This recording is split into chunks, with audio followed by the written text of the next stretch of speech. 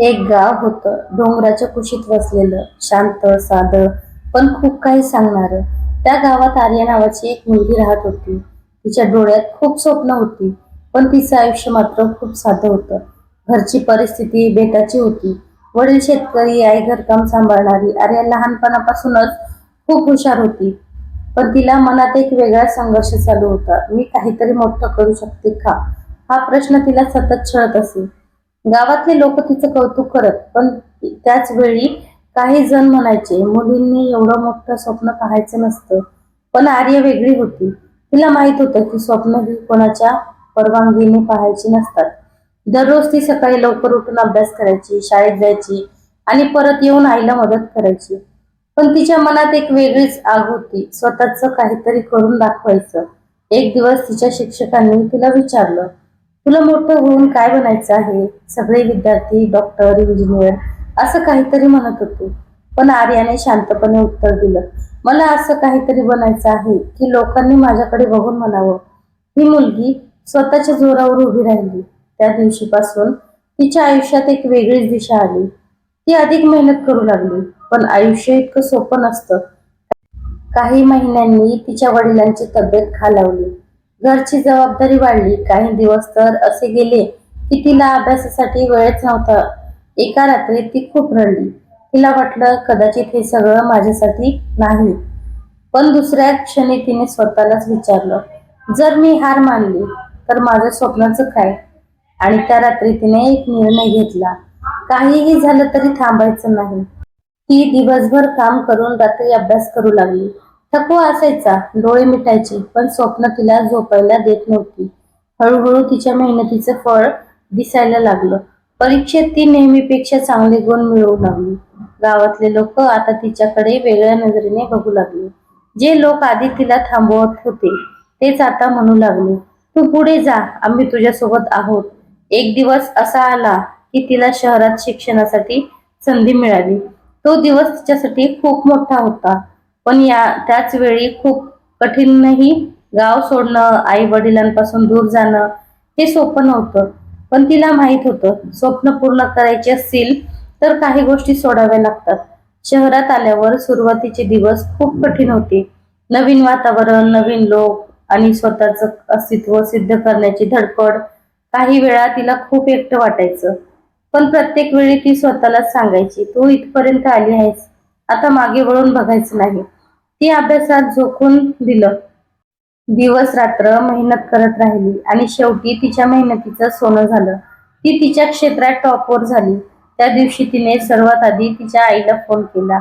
आईच्या आवाजातला आनंद तिच्यासाठी सगळ्यात मोठं बक्षीस होतं.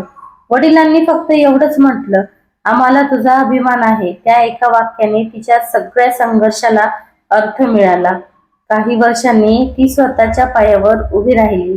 गावात परत आली तेव्हा लोक तिच्याकडे आदराने बघत होती. पण आर्या बदलली नव्हती. ती अजूनही तशीच साधी होती. फक्त तिच्या डोळ्यात आता आत्मविश्वास अधिक होता. तिने गावातल्या मुलींसाठी एक छोटं शिक्षण केंद्र सुरू केलं. तिला माहित होतं, प्रत्येक मुलीत एक स्वप्न असतं, फक्त फक्त त्याला उडण्यासाठी पंख द्यायचे असतात. एक दिवस एक लहान मुलगी तिच्याकडे आली आणि म्हणाली, ताई, मला पण तुझ्यासारखंच बनायचं आहे. आर्या हसली आणि म्हणाली, माझ्यासारखं नाही, तुझ्यासारखं बन, पण कधीही हार मानू नकोस. त्या दिवशी तिला जाणवलं, तिचं स्वप्न फक्त स्वतःपुरतं नव्हतं, ते अनेक लोकांसाठी प्रेरणा बनलं होतं.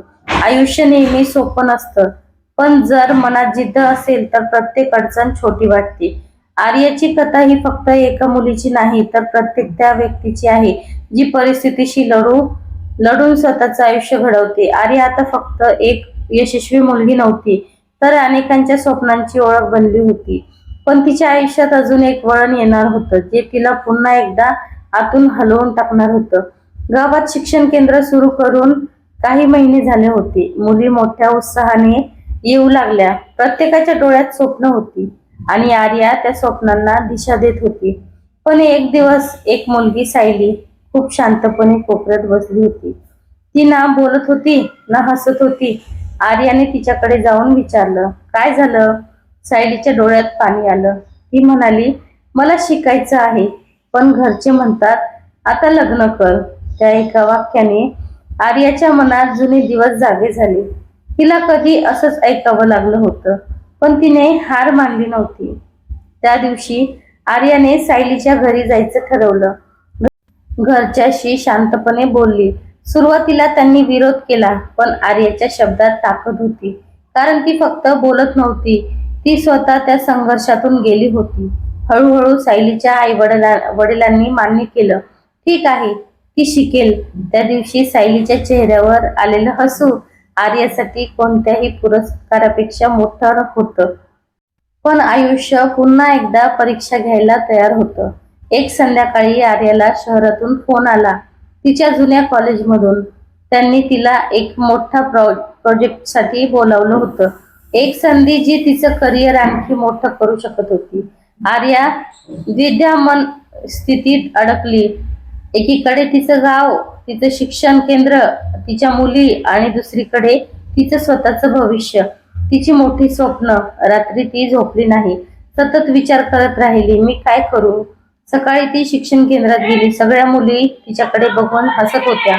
त्यांना माहिती नव्हतं की आर्या किती मोठ्या निर्णयाच्या टप्प्यावर आहे. तेवढ्यात सायली तिच्याकडे आली आणि म्हणाली, ताई, मी मोठी होऊन तुझ्यासारखी लोकांना मदत करणार. त्या एका वाक्याने आर्याच्या मनात उत्तर मिळालं. त्या दिवशी तिने निर्णय घेतला, ती शहरात जाणार, पण या वेळेस फक्त स्वतःसाठी नाही, ती तिच्या शिक्षण केंद्रासाठी फंडिंग मिळवण्यासाठी, अजून मोठं काहीतरी करण्यासाठी जाणार होती. ती मुलींना म्हणाली, मी काही दिवसांसाठी जाते, पण हे फक्त सुरुवात आहे. आपण सगळे मिळून अजून मोठं काहीतरी करू. मुलींच्या डोळ्यात अश्रू होते, पण त्यात विश्वासही होता.